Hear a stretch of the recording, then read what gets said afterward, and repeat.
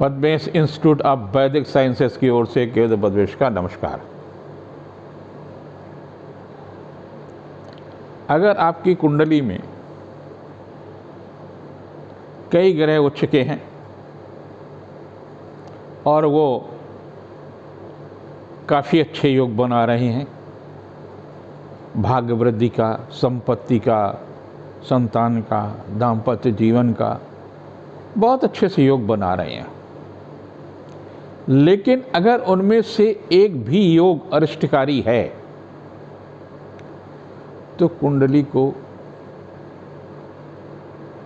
बहुत ही परेशानी में डाल सकता है। जीवन में सब कुछ होने पर भी अगर सोच में दरिद्रता है, वाणी में दरिद्रता है, व्यवहार में दरिद्रता है,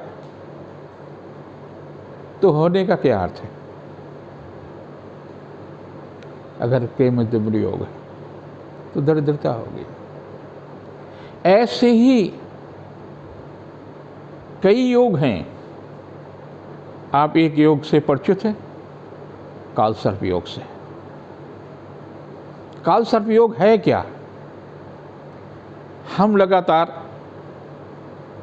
कई एपिसोड में ये बताने की कोशिश करेंगे कि कौन कौन योग आपके लिए ज़्यादा कष्टदायी हो सकते हैं और उनको कैसे हम उनसे मुक्ति पाएं। नाग पंचमी 21 अगस्त को है। उस दिन पद्मेश इंस्टीट्यूट ऑफ वैदिक साइंसेस 8/226 SGM प्लाजा में प्रतिवर्ष की भांति इस वर्ष भी इन अरिष्ट योगों की महापूजा होगी, उनकी शांति होगी। आप भी हिस्सा ले सकते हैं। रजिस्ट्रेशन तमाम सारी चीज़ें प्रारंभ हो गई हैं। कालसर्प योग से आप भली भांति परिचित हैं। भारत की कुंडली भी उससे वंचित नहीं है, स्वतंत्र भारत की। 1945 के बाद तमाम सारी स्थितियां देश के अंदर तमाम आपने देखी और 1947 में हमारा देश स्वतंत्र हो गया। स्वतंत्रता के बाद हम अपने पड़ोसियों से ही परेशान रहे। हमने जिन पड़ोसियों की बहुत मदद की है उनने ही हमको परेशान किया। हमारे देश के अंदर के ही लोगों ने सत्ता में रहने के लोगों को परेशान किया। ये सब क्या है? देश जिस गति से प्रगति कर सकता था उस गति से 75 वर्षों में नहीं प्रगति की। उसके बाद में आज़ाद हुए देश हमसे ज़्यादा प्रगति की स्थिति में है। उसका मूल कारण कालसर्प योग है। आपकी कुंडली में भी हो सकता है कालसर्प योग। अगर राहु और केतु के मध्य में सभी ग्रह हैं तो कालसर्प योग होगा। और जिस भाव से कालसर्प योग होगा उस भाव की परेशानी होगी। अगर लग्न में राहु है और सप्तम में केतु है तो जन्म से लेकर के मृत्यु तक आपको कोई न कोई परेशान करने वाला ही होगा। आपका अपना परिवार का होगा, आपका अपना निकट का व्यक्ति हो सकता है। हर कार्य में बाधाएं आएंगी। प्रगति तो होगी लेकिन प्रगति की कीमत आपको बहुत सारी चुकानी पड़ती है। जब आप बड़े होते चले जाते हैं तो आपके अपने बच्चे होते हैं, दामाद होता है, बहू होती, सब कुछ होता है। उनकी समस्याएं आपको बहुत कष्ट देने लगती हैं। अर्थात जीवन पर्यंत आपको कुछ न कुछ ऐसी परेशानियां मिलती हैं जो अकारण हैं। आपका बेटा या आपका दामाद कुछ मादक वस्तुओं के शरण में चला गया, अच्छी सी गाड़ी चल रही है और आपका व्यवधान से में फंस गए। ये सारी की सारी स्थितियां आपकी अपनी खुद की कुंडली में होती हैं। उनकी शांति आवश्यक। अगर दूसरे भाव में है से काल सर्प योग बन रहा है तो और परेशानियां दे सकता है। वंश वृद्धि में भी परेशानियां दे सकता है, वाणी में भी परेशानियां दे सकता है, आवाज़ में परेशानी दे सकती। कई बार आपने देखा होगा कि वृद्ध अवस्था तक पहुँचते पहुँचते आदमी की आवाज़ ही चली गई है, बोल कुछ रहा, सुन कुछ रहा, कह कुछ रहा, या आवाज़ ही चली गई। ये भी स्थिति होती है। अपनी ही कुटुंब से मुकदमा और तमाम सारी स्थितियों में उसकी ज़िंदगी के अगर ये काल सर्प योग तीसरे भाव से है तो भाइयों से, पड़ोसियों से आपको अपनी परेशानियों का सामना करना पड़ता है, व्यर्थ की उलझनें होती हैं। और चतुर्थ भाव से है तो आपके जन्म स्थान से, अपनी संपत्ति से, अपनी माता से, उनके कारण ही आपको परेशानियां इतनी मिलती हैं कि आपका जीना मुश्किल हो जाता है। पंचम भाव में है तो शिक्षा से संबंधित परेशानियां, सोच में परेशानियां हैं, आपकी संतान के कारण से परेशानियां। छठे भाव से है तो अपने परिवार के लोगों से, मामा, चाचा, दाई, इन लोगों से परेशानियां मिलती है, रोग मिलता रहता है, विरोधी मिलते रहते। सप्तम से है तो जीवन साथी के कारण से, दैनिक रोजी रोटी के कारण से परेशानियां मिल रही हैं, व्यवधान हो रहा है कार्य क्षेत्र में हो। और अगर अष्टम भाव में है तो आपको हमेशा भय लगता रहता है, तरह तरह के आरोप लगते रहते हैं। कभी आप षड्यंत्र में अपनों के द्वारा फंसाए जाते हैं, कहीं न कहीं किसी न किसी प्रकार की आपको परेशानियों का सामना करना पड़ता है। नवम भाव में अगर इस तरह का काल सर्प योग बनता है तो पूजा करते हैं, आराधना करते हैं तो उसमें व्यवधान आती हैं, उस समय तमाम प्रकार की परेशानियां आती हैं, भाग्य में व्यवधान आता है, भाग्य से कुछ काम नहीं बनता है, पर हर काम में व्यवधान आता है। कार्य करने से पहले, कार्य के मध्य में तो कई बार आप कार्य छोड़ देते हैं, लाभ का भी काम होता है, पद प्रतिष्ठा में विवादित। दसम भाव में है, कर्म क्षेत्र में आता है, पिता के कारण से आता है, अधिकारी के कारण से आपको परेशानियां मिलती हैं। एकादश तो वैसे ही बाधा का रस है, तो अपनी ही गलतियों के कारण से या दूसरे की गलतियों के कारण से। और अगर 12वें भाव में काल सर्प योग है तो कहीं न कहीं आपको किसी न किसी बार, एक आध बार तो आपको मुकदमे में फंसा ही सकता है। तो इन सारी सब चीज़ों से आप बच सकते हैं, आप काल सर्प की शांति करा लें। काल सर्प की शांति तरीके से है, उसमें एक कवच भी होता है, उसका अनुष्ठान होता है, कई घंटे का पूजन होता है और पुरोहित पूजन करता है। उसमें 5 तरह का पूजन है। सर्प का पूजन होता है, राहु और केतु का पूजन होता है, भगवान शिव का पूजन होता है, मृत्यु का यानी काल का पूजन होता है, महाकाल जिसे कहते हैं, उसका भी हम पूजन करते हैं। तो इस प्रकार से फिर एक आपको व्यवस्था दी जाती है उस पूजन के साथ साथ। तो ये सब कुछ अवश्य कर लीजिए ताकि आपको इन प्रकार की परेशानियों में व्यवधान जो आ रहे हैं आपकी प्रगति में, उस पर कुछ नियंत्रण होगा। बेटी है, सुंदर है, पैसे भी हैं, उसका विवाह नहीं हो रहा काल सर्प कारण से। बेटा है, बहुत अच्छी डिग्री प्राप्त की है, नौकरी नहीं लग रही है, क्या है? इनसे आप बच सकते हैं ना। आपको पता ही नहीं, आपको किसी ने कहीं दस्तखत करा लिए और आपके पैसे चले गए, या आपको किसी केस में फंसा दिया गया, इन सब से भी बच सकते हैं अगर इन अरिष्ट योगों की आप शांति करने में सक्षम होते हैं। तो इनको कर सकते हैं, साधन है, उनको अवश्य करिए, अवसर है, आप अवश्य करिए। फिर हम अगले एपिसोड में केमेंद्रिम योग या किसी दूसरे योग पर बताएंगे कि ये योग क्या कर सकता है और किस प्रकार की कठिनाइयाँ देता है। 30 तारीख से लेकर के 5 तारीख के बीच में काफ़ी महत्वपूर्ण समय है। व्यवसायिक दृष्टि से आपके लिए लाभ मिल सकता है। खास तौर से मेष राशि के लिए जीविका के क्षेत्र में चल रहा प्रयास सार्थक होगा। धन यश कीर्ति में वृद्धि होगी। शासन सत्ता का भी सहयोग मिल सकता है। 30-31 को पारिवारिक मामलों में प्रगति होगी, जीविका के क्षेत्र में प्रगति होगी, सामाजिक प्रतिष्ठा बढ़ेगी, आर्थिक पक्ष मजबूत होगा।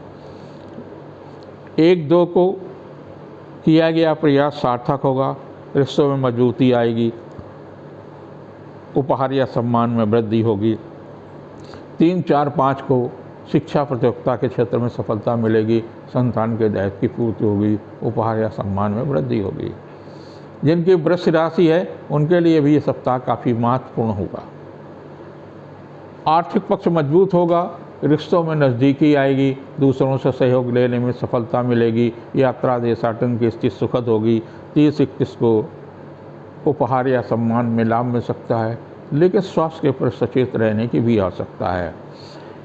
1-2 को आर्थिक पक्ष मजबूत होगा, धन यश कीर्ति में वृद्धि होगी, शासन सत्ता से भी सहयोग मिलेगा।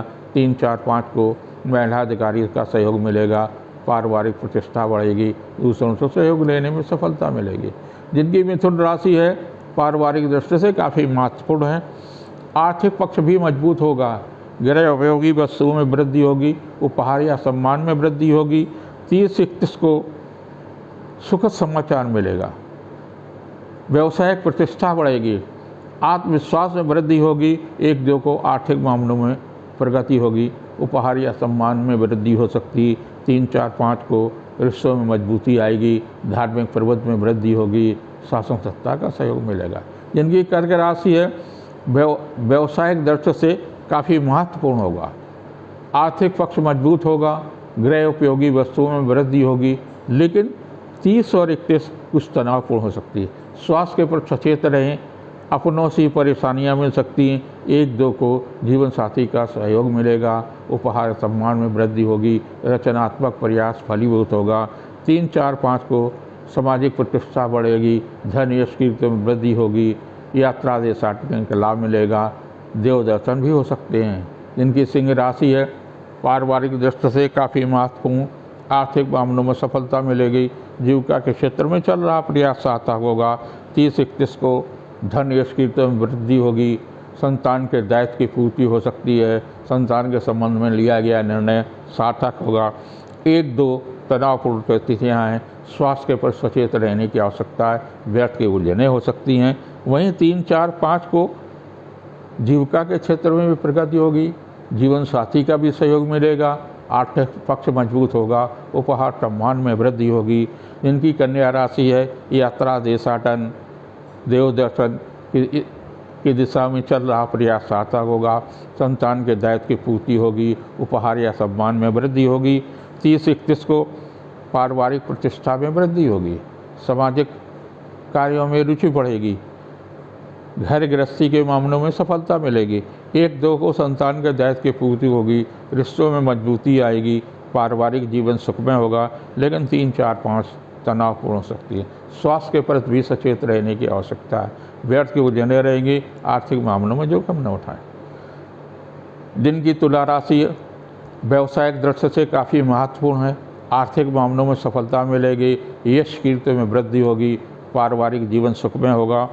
30-31 को किया गया पुरुषार्थ सार्थक होगा, दूसरों से सहयोग लेने में सफलता मिलेगी, भाई बहन का सहयोग मिलेगा, अधीनस्थ कर्मचारी से भी सहयोग मिल सकता है, लेकिन 1-2 को कुछ पारिवारिक समस्याएं भी आ सकती हैं। स्वास्थ्य के प्रति सचेत रहने की आवश्यकता है, व्यर्थ की उलझनें मिलेंगे। 3, 4, 5 को धन यश कीर्ति में वृद्धि होगी, शासक सत्ता का सहयोग मिलेगा, पारिवारिक प्रतिष्ठा बढ़ेगी। जिनकी वृश्चिक राशि है उपहार या सम्मान में वृद्धि होगी, सामाजिक प्रतिष्ठा बढ़ेगी, धन यश कीर्ति में वृद्धि होगी, आर्थिक मामलों में सफलता मिलेगी। 30-31 को किया गया पुरुषार्थ सार्थक होगा, आर्थिक पक्ष भी मजबूत हो सकता, दूसरों से सहयोग लेने में सफलता मिलेंगे। 1-2 को किया गया पुरुषार्थ सार्थक होगा, उपहार या सम्मान में वृद्धि होगी। 3, 4, 5 को कुछ तनाव मिल सकता, कुछ पारिवारिक परेशानियां हो सकती हैं। स्वास्थ्य के प्रति भी सचेत रहने की आवश्यकता है, नए अनुबंध की दिशा में व्यवधान आ सकता है। जिनकी धनु राशि है आर्थिक मामलों में लाभ मिलेगा, उपहार या सम्मान में वृद्धि होगी, चली आ रही समस्या का समाधान होगा। खास तौर से 30-31 भावुकता की तिथियां हैं, स्वास्थ्य के प्रति सचेत रहें, कोई ऐसा निर्णय न लें जिसके कारण से बाद में पछताना पड़े। 1-2 को आर्थिक मामलों में सफलता मिलेगी, जीविका के क्षेत्र में प्रयास सार्थक होंगे। 3, 4, 5 को किया गया पुरुषार्थ सार्थक होगा, रिश्तों में मजबूती आएगी, धार्मिक और आर्थिक मामलों में सफलता मिलेगी। जिनकी मकर राशि है जीविका के क्षेत्र में प्रगति होगी, धार्मिक कार्यों में रुचि होगी, यात्रा देशाटन का भी योग बन रहा है। लेकिन 30-31 कुछ तनावपूर्ण तिथियाँ हैं। स्वास्थ्य के प्रति सचेत रहने की आवश्यकता, अपनों से ही तनाव मिल सकता है। 1-2 को व्यवसायिक मामलों में सफलता मिलेगी, आत्मविश्वास में वृद्धि होगी, जीविका के क्षेत्र में प्रगति होगी।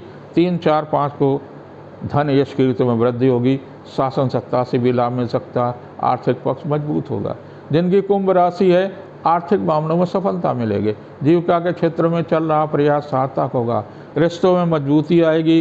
30-31 को उपहार या सम्मान में वृद्धि होगी, जीविका के क्षेत्र में प्रगति होगी। 1-2 तनावपूर्ण तिथियाँ हैं।